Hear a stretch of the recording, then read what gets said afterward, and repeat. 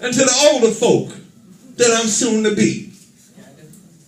I stand before you today, not as the so-called celebrity DMC, the rap guy from TV, the musician from the recording industry. As a matter of fact, I hate when people say, I'm your fan. I always stop them and say, no, you're not my fan, you're my friend who just happens to like what I do. Because if you say you're my fan and I allow you to do that, that right away implies that I'm better than you or above you, which is not true. To all the young people in foster care, all of those kids in the group homes, all of those kids in the youth detention centers, all of those kids in the shelters, all of those kids locked down, all of those kids with problems that come at them because our society does have problems. I want to let you know that, first of all, I'm not better than you, I'm not smarter than you, I'm not greater than you, and I'm not more talented than you. I am you. And to everybody that ever looks at me, I don't want y'all to see celebrity. And I learned this along my 30 years in the music business. When you look at me, everywhere I go, when you hear a song, when you see a video, when you see that Adidas sneaker, like I said, it means something. And I thought I was just put here on this earth to be the king of rock. But being the king of rock was just a setup for what I was really put here to do and represent.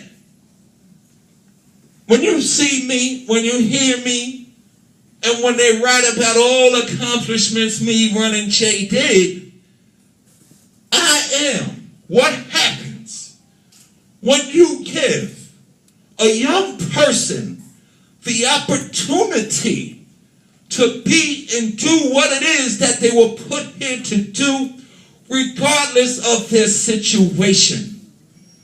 I discovered something along my journey. At the age of 35, after doing everything I did with Run-D.M.C, first to go gold, first to go platinum, first on MTV, first on the cover of Rolling Stone, first with the movies, first with the big tours, first with the sneaker endorsements, everything that hip-hop is doing today, me, Run-D.M.C, did that. They say it's because of us that happened, which is not true. If you listen to the record Adidas, all Run-D.M.C did, and when I say this, I always say Run-D.M.C ain't really do nothing. People look at me, man, how the hell you gonna say y'all ain't do nothing? Y'all did all those first things.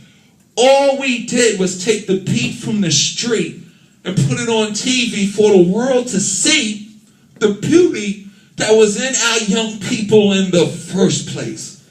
Whether it was a rhyme, whether it was a song, whether it was the music, whether it was sound, whether it was the break dancing, or, I know it's wrong to write on walls that you don't own, but it took somebody to look at that graffiti and said, don't put the young people down, celebrate that as art, because that's what it is. And what I represent is the beauty and the potential that is inside all of our young people. I tell people, we got to change our words when we speak around these young individuals.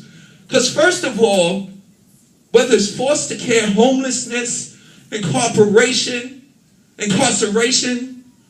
any other social, educational, economic issues, we all know that they need to know that their situation doesn't define who they are.